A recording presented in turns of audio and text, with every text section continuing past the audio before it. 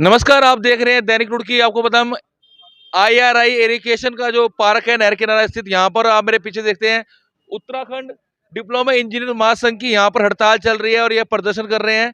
क्या इनकी मांगे हैं? जो यहाँ पर धरने में बैठे इंजीनियर संघ के जो प्रवक्ता है, यहाँ पर जो पदाधिकारी हैं संघ के, उनसे बात करेंगे वो क्या मांगे उनकी, किस लिए वो यहाँ पर प्रदर्शन कर रहे हैं। सर, क्या नाम है और किस चीज के लिए आप प्रदर्शन कर रहे हैं? मैं ललित बिष्ट। मैं पीडब्ल्यूडी संगठन का जनपद अध्यक्ष हूँ। हमारी जो ये मांग है ये विगत अप्रैल से चल रही है। शासन स्तर पर लंबित मांगे हैं, जिसका बीच में पूर्व में भी इसमें प्रथम चरण द्वितीय चरण में 2 बार हम लोग अनशन पे विभिन्न संघर्ष कार्यों के कारण हमने संदेश दिया। सरकार ने फिर हम लोगों को आश्वासन दिया था कि आपकी समस्या का तुरंत निदान हो जाएगा और एक समस्या समाधान समिति का भी गठन किया गया।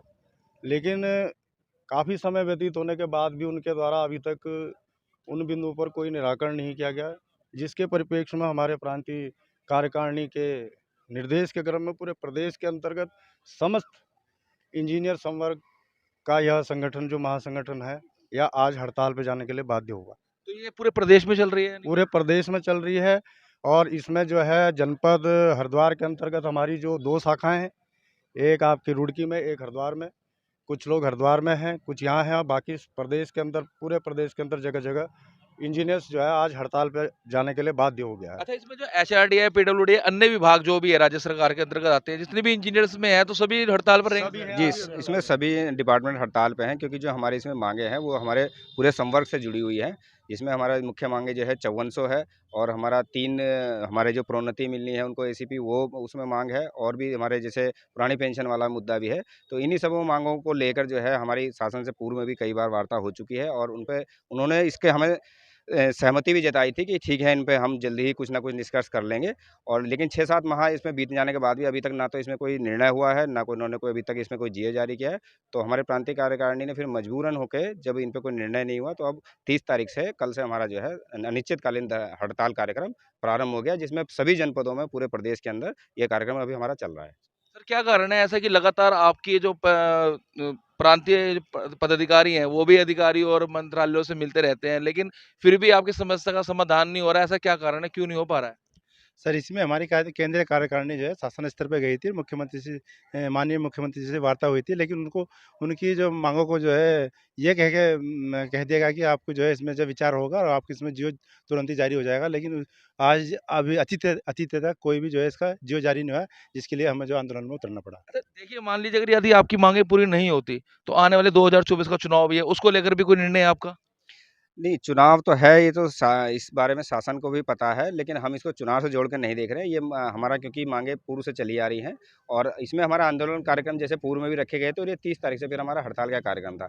तो चुनाव तो अपनी जगह पे है, लेकिन अगर हमारा ये जो भी हमारी समस्याएं हैं, इनका निराकरण नहीं होता, तो ये हमारा अनिश्चितकालीन जो हड़ताल कार्यक्रम है, ये यथावत चलेगा। लोगों की मांगे पूरी नहीं होगी तो करनी सरकार नहीं है पूरी, लेकिन तो सरकार को फिर आप क्या इफेक्ट करेंगे इस चीज को? नहीं, बिल्कुल, हमारे सभी जो साथी हैं, जो कर्मचारी जो इसमें हमारे आंदोलनरत हैं, ये आंदोलन पे रहेंगे, और इससे निश्चय ही जो है सरकार के, और क्योंकि कार्यों पे भी प्रभाव पड़ेगा, और सरकार के आगे क्योंकि चुनाव है, तो उनमें भी हमारे संवर्ग सबसे ज़्यादा बढ़ चढ़कर जो है उनकी ड्यूटियाँ लगाई जाती हैं, जो कि उनके चुनाव कार्य को संपन्न कराते हैं बिल्कुल सफलतापूर्वक।